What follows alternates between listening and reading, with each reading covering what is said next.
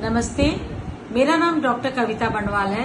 मैं समर्पण Ambika IVF centre की प्रोप्राइटर हूँ। आज हम आईवीएफ के बारे में बात करते हैं।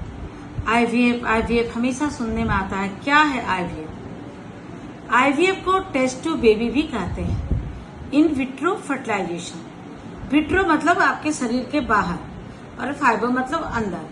तो इन विट्रो फर्टिलाइजेशन मतलब अंडा और शुक्राणु का मीटिंग बॉडी के बाहर हुआ और उसके बाद उसको टेस्ट ट्यूब के थ्रू स्टोर किया जाता है और बाद में महिला के यूट्रस में, गर्भाशय में इम्प्लांट किया जाता है। ये पूरी स्टोरी इन विट्रो फर्टिलाइजेशन की है।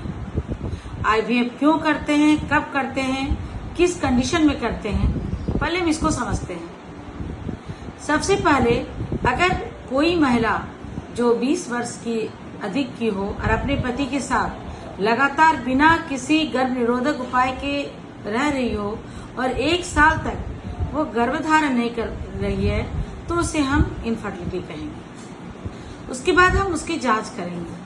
पुरुष में सबसे पहले शुक्राणु की जांच होती है।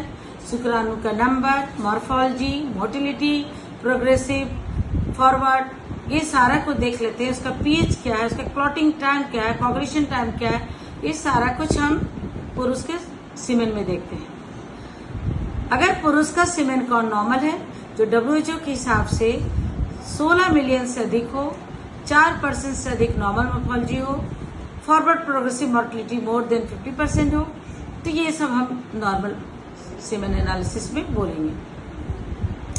अगर हम महिला की बात करते हैं तो उसमें कई कारण हो सकते हैं इनफर्टिलिटी के। सबसे पहले हम समझेंगे टेस्ट ट्यूब, फैलोपियन ट्यूब जिसे बोला जाता है। फैलोपियन ट्यूब अगर ब्लॉक्ड है किसी भी कारण से तो क्या होगा, शुक्राणु और उसका खुद का अंडा, ये दोनों की मीटिंग नहीं हो पाएगी। ऐसी स्थिति में हमें इन विट्रो फर्टिलाइजेशन की जरूरत पड़ सकती है।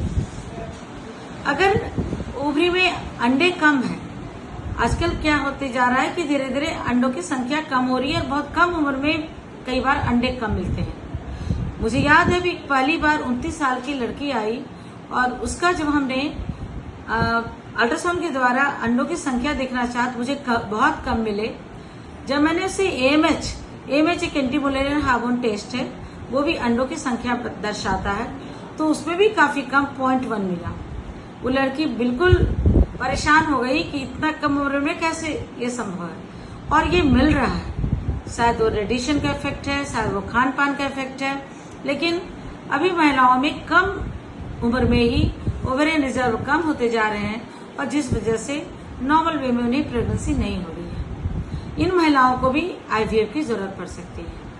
और कभी कभी क्या होता है कि सर्विक्स में कुछ एंटीस्पर्म एंटीबॉडी बने हुए हैं या पुरुषों का शुक्राणु की संख्या कम है, जैसे लेस देन 5 मिलियन पर ml पोस्ट वाश, तो वैसी स्थिति में भी कम शुक्राणु है तो हम बेस्ट स्पर्म को इक्सी के द्वारा महिला के अंडा को फर्टिलाइज करेंगे और फिर जब एम्ब्रॉय 5 डेज का हो जाएगा तो महिला के गर्भाशय में इम्प्लांट करेंगे।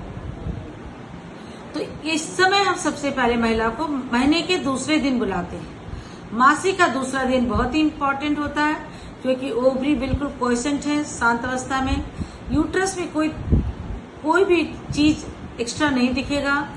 तो सेकंड डे हम किसी भी महिला को बुलाएंगे और हम उसका ओवरी देखेंगे, ट्यूब्स दिखेगा तो वो भी देख लेंगे। नॉर्मली ट्यूब जब तक डायलेटेड नहीं है, हाइड्रोसाल्फेज नहीं दिखते हैं। यूट्रस का लाइनिंग देख लेंगे।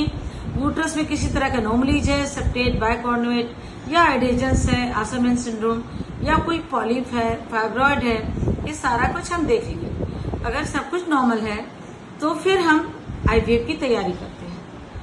पहले सबका टेस्ट होगा, दोनों महिला और पुरुष का, और फिर हम सेकेंड डे से अंडा बनने के इंजेक्शन देते हैं जो कि गोनाडोट्रोपिन के नाम से आता है। सेकेंड डे से स्टार्ट करने के बाद उसका एक प्रॉपर चार्ट है। महिला का BMI क्या है, महिला किस उम्र की है, कितने ओवरी में फॉलिकल्स हैं, उसके हिसाब से गोनाडोट्रोपिन का डोज डिसाइड होता है। सेकेंड डे हम स्टार्ट करेंगे डोज को, फिर एक बार उसको हम 6ठे दिन बुलाएंगे। 6ठे दिन फिर हम TVS करके देखेंगे कि उसके फॉलिकल जो हम हार्मोन दे रहे हैं गोनाडोट्रोपिन उसको रिस्पॉन्ड कर रहे हैं कि नहीं, फॉलिकल बढ़ रहे हैं कि नहीं बढ़ रहे हैं। अगर सही तरीके से बढ़ रहे हैं, जो कि नॉर्मली शुरू में 1 मिलीमीटर पर डे फॉलिकल बढ़ता है, अगर सही तरीके से बढ़ोतरी हो रही है तो हम उस डोज को कंटिन्यू करेंगे और फिर 10th डे बुलाएंगे। लेकिन अगर फॉलिकल का ग्रोथ कम है तो हम उसके डोज को बढ़ाएंगे और फिर 10th डे बुलाएंगे। 10 डे हम देख लेंगे फॉलिकल्स के साइज में। नॉर्मली 10वें 11वें दिन फॉलिकल 18 से 20 mm के हो जाते हैं। जब फॉलिकल 18 से 20 mm के हो जाएंगे तब हम ट्रिगर लगाते हैं। ट्रिगर कई तरह के हो सकते हैं, बहुत कॉमन है एससीजी या गोनाडोट्रोपिन एगोनिस्ट। ट्रिगर लगने के 34 to 36 आवर्स के बाद हम ओवम पिकअप करते हैं। ओवम पिकअप ट्रांसवेजाइनल अल्ट्रासोनोग्राफी के द्वारा होता है और उसमें बहुत ही बेहतरीन तरीके से अच्छे इन्वायरमेंट में, पूरे स्टेराइल इन्वायरमेंट में ओवम पिकअप करेंगे। उसके लिए बायोप्सी गाइड आती है और फिर उस साइट को एम्ब्रायोलॉजिस्ट उसके पुरुष के स्पर्म के साथ मीटिंग कराएंगे और फिर एम्ब्रायो प्रिपेयर करेंगे। और ये सारे एम्ब्रायो फिर 5th डे ब्लास्टोसिस्ट के स्टेज में देखे जाते हैं कैसा एम्ब्रायो हमारा बना है। अगर हेल्दी एम्ब्रायो है, प्रॉपर सेल्स हैं, जोना पेलुसिडा इंटैक्ट है, कहीं कोई और डिफेक्ट नहीं है, तो उस एम्ब्रायो को फिर हम रेडी टू ट्रांसफर रखते हैं। मोस्टली हम लोग फ्रोजन एम्ब्रायो ट्रांसफर करते हैं जिसमें एम्ब्रायो को फ्रीज कर दिया जाता है और नेक्स्ट मंथ महिला को फिर प्रिपेयर किया जाता है, जिसे मेंस के 2nd डे से एस्ट्राडियोल वैलिडेट दैट इज एस्ट्राबेट ये देना शुरू करते हैं। इसमें भी हम 10 से 12 दिन तक एस्ट्राडियोल देंगे, फिर जेस्टेरोन के इंजेक्शन देते हैं और 6th